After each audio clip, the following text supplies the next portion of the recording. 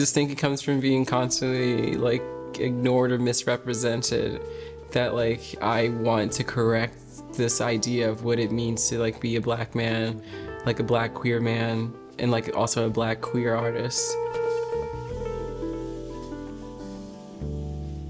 I'm just annoyed with like everyone's preconceived notion like somewhat trying to stick to me.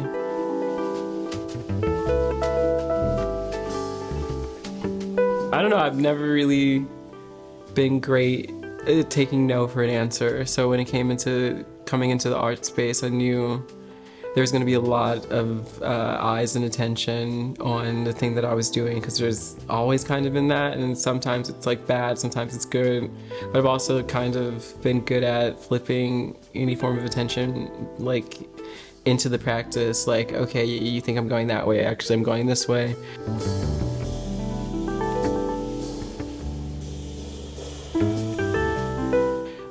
I'm always in the driver's seat and you guys are passengers in this, and sometimes we're going 60, sometimes we're going like 10 miles an hour and we're like in a children's zone, but when we're not, we're gonna go balls to the wall. I mean, photography and also the art industry at large is so much like white mediocrity that gets like praised. And I'm a black artist, so there's like a sense of like there's always like black exceptionalism. Like you have to be 10 times better to just be on par, and so I know that's kind of going to be the bit.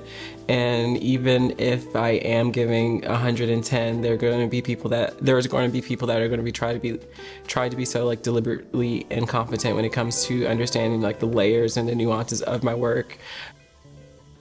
And that's why I'm always like, why it's so ballsy, why it's so nude, because it's just like, I know people are gonna stop at a certain point, but then like if you're actually gonna approach art with like a really big brain, with also a bunch of different reference points that come from like a global conversation of making art, you're gonna get what I'm talking about, like inherently. And I think that I know my audience is gonna be queer men who historically are a lot more educated when it comes to life, art, in the world. So I know my audience, and if like you want to join it, I'm kind of challenging you to have highbrow thoughts.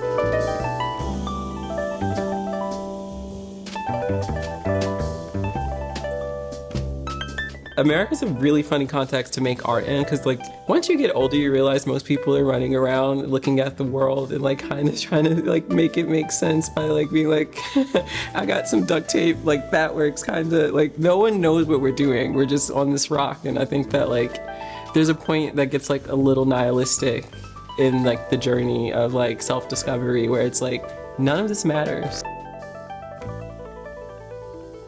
But like it matters to me, so like I think that's where like the value in like art making is. Like as long as it matters to you, then that's your audience, that's like your one fan. And it's nice to have the attention of like everyone else, but that shouldn't be the driving force, and that should never tell you where you should be going with your art. And I've never really listened to that voice, because that's like an intrusive situation, and I just kind of like follow where my mind and like my heart is kind of telling me where to go.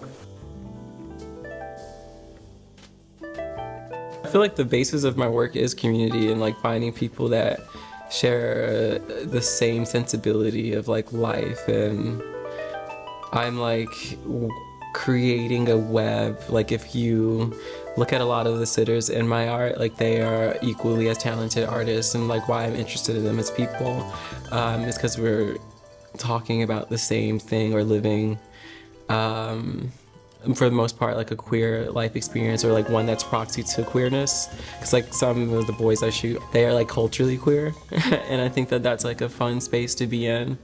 And some people would call that like the trade, or like just the boys that are in proxy to queerness and like have a freer sense of their masculinity. Community is super important. It's kind of like the essential part of the work is like everything that surrounds it, because that is it.